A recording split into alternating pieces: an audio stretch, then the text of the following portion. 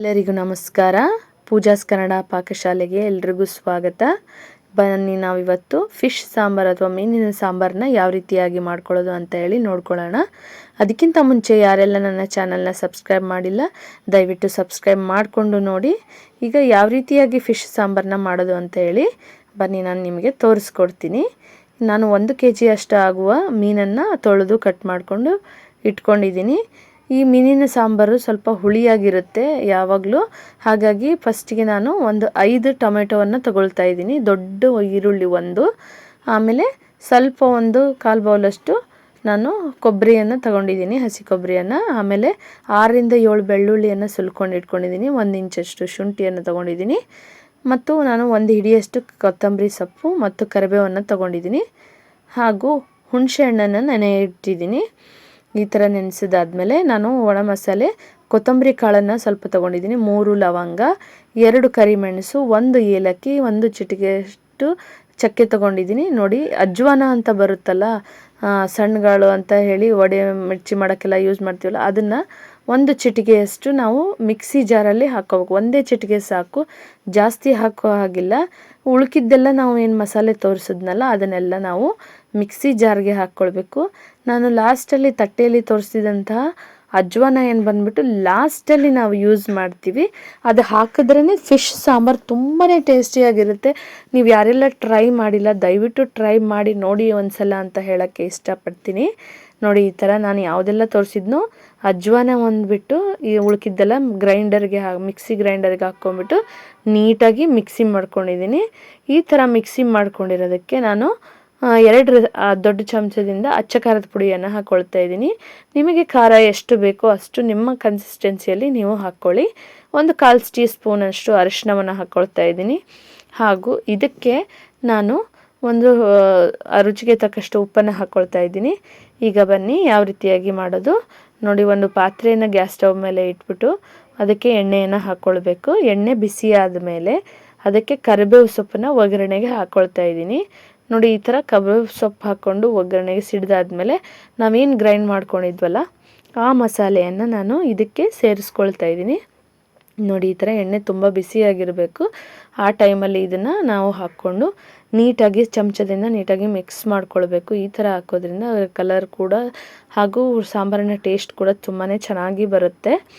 ನೋಡಿ, ಈ ಥರ ಎಲ್ಲ ಬೇಯಿಸ್ಕೊಂಡಾದ್ಮೇಲೆ ಅದು ಎಲ್ಲಿವರೆಗೂ ಬೇಯಿಸ್ಬೇಕಂದ್ರೆ ಎಣ್ಣೆ ಬಿಟ್ಕೊಳ್ಬೇಕು. ಮಸಾಲೆ ಎಲ್ಲ ಹಸಿ ವಾಸನೆ ಹೋಗ್ಬಿಟ್ಟು ಎಣ್ಣೆ ಬಿಡೋವರೆಗೂ ನೀಟಾಗಿ ನಾವು ಬೇಯಿಸ್ಕೊಳ್ಬೇಕು. ನೋಡಿ, ಈ ಥರ ಎಣ್ಣೆ ಬಿಟ್ಕೊಂಡಿದೆ. ಇವಾಗ ಈ ಥರ ಆದಮೇಲೆ ಎಣ್ಣೆ ಬಿಟ್ಕೊಂಡಾದ್ಮೇಲೆ ಆ ಸಾಂಬಾರಿಗೆ ನಾವು ನೀರಿನ ಅಳತೆಯನ್ನು ಒಂದು ದೊಡ್ಡ ಲೋಟದಿಂದ ನೀರು ಹಾಕ್ಕೊಳ್ತಾ ಇದ್ದೀನಿ. ನೋಡಿ, ಈ ಥರ ಆದಮೇಲೆ ಒಂದು ದೊಡ್ಡ ಲೋಟದಿಂದ 1 ಲೋಟ ಹಾಕ್ಕೊಂಡಿದ್ದೀನಿ. ನಾವು ಸಾಂಬಾರು ಕನ್ಸಿಸ್ಟೆನ್ಸಿ ನೋಡಿಕೊಂಡು ಹಾಕ್ಕೊಳ್ಬೇಕು. ತೀರಾ ತೆಳ್ಳಗೂ ಮಾಡಬಾರ್ದು, ತೀರಾ ದಪ್ಪನೂ ಮಾಡಬಾರ್ದು. ಫಿಶ್ ಸಾಂಬಾರು ಸ್ವಲ್ಪ ತೆಳ್ಳಗಾಗಿದ್ದಷ್ಟು ತುಂಬಾ ಟೇಸ್ಟಿಯಾಗಿರುತ್ತೆ. ನೋಡಿ, ಈ ಥರ. ಆಮೇಲೆ ನಾವು ಹುಣಸೆಹಣ್ಣು ನೆನೆಸಿದ್ವಲ್ಲ ಅದನ್ನು ನೀಟಾಗಿ ಇವ್ಸ್ಕೊಂಬಿಟ್ಟು ನಾವು ಅದಕ್ಕೆ ಹುಣಸೆಹಣ್ಣನ್ನು ಹುಳಿನ ಹಾಕಬೇಕು. ಯಾಕಂದರೆ ಮೀನಿನ ಸಾಂಬಾರಿಗೆ ಮೇಯ್ನ್ ಆಗಿರೋದು ಹುಳಿ ಹಾಕಿದಷ್ಟು ತುಂಬಾ ಸಾಂಬಾರು ಟೇಸ್ಟಿಯಾಗಿ ಬರುತ್ತೆ. ಮೀನಿನ ಸಾಂಬಾರಿಗೆ ಮೇನ್ ಇಂಗ್ರೀಡಿಯೆಂಟೇ ಹುಳಿ ಅಂತ ಹೇಳ್ಬೋದು. ಟೊಮೆಟೊ ಹಣ್ಣು ಕೂಡ ಜಾಸ್ತಿ ಯೂಸ್ ಮಾಡಬೇಕು. ಹಾಗೆ ಅದಕ್ಕೆ ಹುಣಸೆ ಹಣ್ಣು ಕೂಡ ಈ ಥರ ಹೆಚ್ಕೊಂಬಿಟ್ಟು ಹಾಕ್ಕೊಳ್ಬೇಕು. ಸ್ವಲ್ಪ ಈ ಥರ ಮಿಕ್ಸ್ ಮಾಡಿಕೊಂಡು ಟೇಸ್ಟ್ ಮಾಡಿಕೊಂಡು ನಿಮ್ಮ ಟೇಸ್ಟ್ಗೆ ಪ್ರಕಾರವಾಗಿ ಹಾಕ್ಕೊಳ್ಬೇಕು. ನೋಡಿ, ಈ ಥರ ತುಂಬ ಕುದ್ದು ನಮ್ಮದು ಸಾಂಬಾರು ರೆಡಿಯಾಗಿದೆ. ಈ ಟೈಮಲ್ಲಿ ನಾವು ಲಾಸ್ಟಲ್ಲಿ ಹಾಕುವಂಥದ್ದೇ ಫಿಶ್. ಮೊದಲಿಗೆ ಹಾಕಿ ಬೇಯಿಸೋ ಆಗಿಲ್ಲ, ಇಲ್ಲಾಂದರೆ ಒಡೆದೋಗ್ಬಿಡುತ್ತೆ ಫಿಶ್ ಎಲ್ಲ. ತುಂಬಾ ಕುದಿದು ಲಾಸ್ಟ್ ಮೂಮೆಂಟಲ್ಲಿ ಫಸ್ಟಿಗೆ ನಾವು ಮೀನಿನ ತಲೆಯನ್ನು ಹಾಕಬೇಕು. ಯಾವಾಗಲೂ ಸಾಂಬಾರು ಮಾಡಬೇಕಾದ್ರೆ ಎಲ್ಲದನ್ನೂ ಒಟ್ಟಿಗೆ ಹಾಕಬಾರ್ದು. ಯಾಕಂದರೆ ಮೀನಿನ ತಲೆ ಬೇಯೋಕ್ಕೆ ಟೈಮ್ ತಗೊಳ್ಳುತ್ತೆ.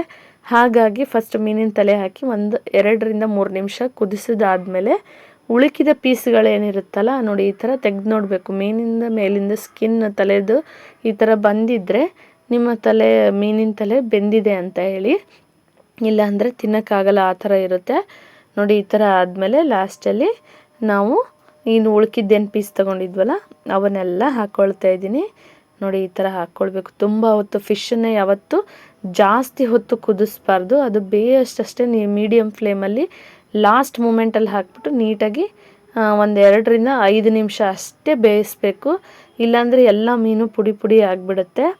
ನೋಡಿ ಈ ಥರ ಲಾಸ್ಟಲ್ಲಿ ಒಂದು 2 ಮಿನಿಟ್ಸ್ ಮೀಡಿಯಮ್ ಫ್ಲೇಮಲ್ಲಿ ನಾನು ಫಿಶನ್ನು ಕುದಿಸ್ಕೊಳ್ತಾ ಇದ್ದೀನಿ. ಮುಚ್ಚಿಬಿಟ್ಟು ಒಂದು 2 ನಿಮಿಷ, 2ರಿಂದ 3 ನಿಮಿಷ ಸಾಕು ಅದು ಬೇಯೋಕ್ಕೆ, ತುಂಬಾ ಟೈಮ್ ತೊಗೊಳ್ಳಲ್ಲ. ನೋಡಿ ಈ ಥರ ಆದಮೇಲೆ ನಮ್ಮ ಫಿಶ್ ಕೂಡ ಬೆಂದಿದೆ. ಒಂದು ತೆಗೆದು ಈ ಥರ ನೋಡಿದ್ರೆ ಅದ್ರ ಸ್ಕಿನ್ ಔಟ್ ಆಗಿರುತ್ತೆ, ಅದು ಹಾಗಾಗಿ ಆಗಿದೆ ಅಂತ ಹೇಳಿಬಿಟ್ಟು ಲಾಸ್ಟಲ್ಲಿ ನಾನು ಏನು ತೋರಿಸಿದ್ನಲ್ಲ ಸ್ಟಾರ್ಟಿಂಗ್ ಮಸಾಲೆಯ ಟೈಮಲ್ಲಿ ಅಜ್ವಾನ ಕಾಳು ತೋರಿಸಿದ್ದೆ, ಮೇನ್ ಇಂಗ್ರೀಡಿಯೆಂಟ್ ಇದೆ ಅಂತ ಹೇಳಿ.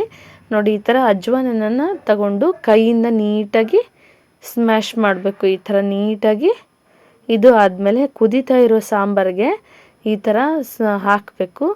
ಹಾಕಿಬಿಟ್ಟು ಚಮಚ ಆಡಿಸಿ ನೀಟಾಗಿ ಪ್ಲೇಟ್ ಮುಚ್ಚಿಬಿಟ್ರೆ ನಮ್ಮದು ಮೀನಿನ ಸಾಂಬಾರು ರೆಡಿಯಾಗಿದೆ. ಅಜ್ವಾನ ಹಾಕಲಿಲ್ಲ ಅಂದರೆ ನಮ್ಮ ಕಡೆ ಮೀನು ಸಾಂಬಾರೇ ಅಂತ ಹೇಳೋಕ್ಕಾಗಲ್ಲ, ಆ ಥರ ಇರುತ್ತೆ. ತುಂಬಾ ಟೇಸ್ಟಿಯಾಗಿರುತ್ತೆ. ನೀವು ಒಂದ್ಸಲಿ ಟ್ರೈ ಮಾಡಿಕೊಂಡು ಯಾವ ರೀತಿಯಾಗಿ ಬಂತು ಅಂತ ಹೇಳಿ ನನಗೆ ಕಮೆಂಟ್ ಮೂಲಕ ತಿಳಿಸೋದನ್ನು ಮಾತ್ರ ಮರಿಬೇಡಿ. ದಯವಿಟ್ಟು ಯಾರೆಲ್ಲ ಸಬ್ಸ್ಕ್ರೈಬ್ ಮಾಡಿಲ್ಲ ದಯವಿಟ್ಟು ಸಬ್ಸ್ಕ್ರೈಬ್ ಮಾಡ್ಕೊಳ್ಳಿ. ಯಾವ ರೀತಿಯಾಗಿ ಬಂದಿದೆ ಅಂತ ನನಗೆ